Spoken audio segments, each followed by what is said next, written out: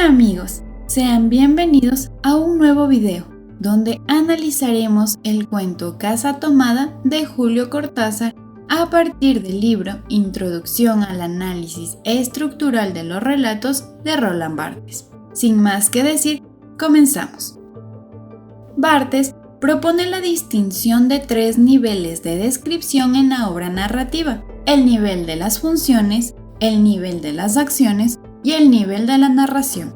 La teoría de los niveles proporciona dos tipos de relaciones: distribucionales, si las relaciones están situadas en un mismo nivel, e integrativas, si se captan de un nivel a otro. Todas se desarrollan dentro de secuencias. Las secuencias principales en que se puede dividir el cuento Casa Tomada de Julio Cortázar son dos. La primera parte correspondería a la descripción de la vida de la familia en toda la casa, y su segunda parte cuando la casa pasa a ser tomada. En la primera secuencia se puede encontrar las unidades distribucionales como núcleo en la primera descripción de la puerta de roble que separaba las partes de la casa, con el hecho de que la misma fue utilizada para separar la casa cuando fue tomada. Dentro de las formas distribucionales también se distingue la catálisis como generador de suspenso.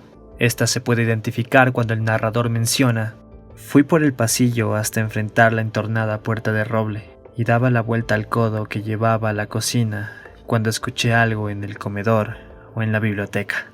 Dentro de las unidades integradoras se pueden ubicar las características físicas que Cortázar da sobre la casa, por ejemplo, como antigua y espaciosa. Esto alude a una idea de una mansión, lo que a su vez genera la noción de una familia con gran poder adquisitivo y privilegiada. También, al momento en que se nombra que el narrador vive con su hermana, se proporciona un indicio acerca del estado civil de las personas que frecuentan la casa y su forma de vida en general. Otro indicio puede ser la narración de las diferencias entre las casas antiguas y modernas, ya que sitúa el relato en un tiempo determinado y se deduce una época de revolución. En la segunda secuencia, los núcleos del relato corresponderían a las rutinas de los hermanos, como tejer, cocinar el almuerzo mientras que Irene preparaba los platos para la noche y la revisión de la colección de estampillas. Como indicios se pueden identificar los ruidos en la cocina, que significaba el avance de los perpetradores a la segunda parte de la casa. Ambas unidades están en constante relación. En el nivel de las acciones es necesario recalcar que Barthes no percibe a los actores por su psicología, sino por sus acciones y cómo éstas empujan la trama.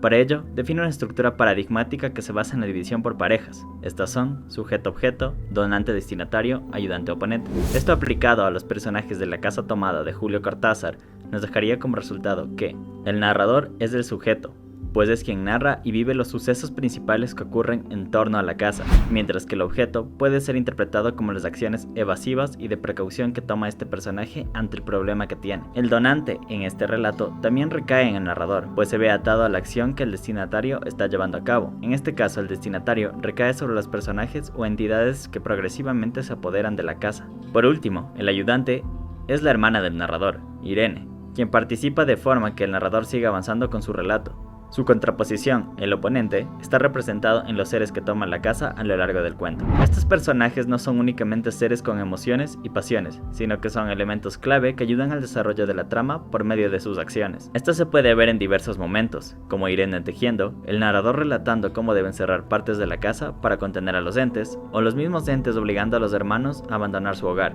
Todo esto ocurre por el actuar de estos actantes. Por último, podemos decir que en este nivel, el análisis estructural propone a los personajes como un plano de descripción necesario, en el sentido de clasificarlos por las acciones principales de desear, comunicar y luchar. Se puede entender que el narrador del cuento es uno de los hermanos, y por ende, este es un narrador en primera persona. Se puede extrapolar esta idea a aquello que Barthes denomina como nivel narracional, el cual está constituido por el conjunto de operadores que reintegran funciones y acciones en la comunicación narrativa, articulada sobre su dador y su destinatario. ¿Quién es el dador del relato? Julio Cortázar. En este caso, se menciona que el narrador no se debe confundir con el autor, pues quien habla en el relato no es quien escribe en la vida real. Una vez que se ha señalado que el dador y narrador no es lo mismo, se puede abordar que en este caso el narrador está dado desde la concepción de Henry James, quien establece que el narrador no debe saber y relatar más de lo que conocen los personajes. Se determina este hecho debido a que el narrador es el sujeto y por ende solo conoce lo que le ocurre en el momento.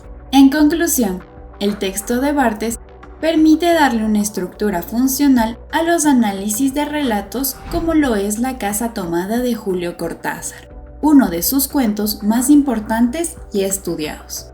Hay que tener en cuenta que este análisis se enfoca en el propósito de los recursos literarios que usó Cortázar y no intenta comprender cuál era el significado detrás de este relato.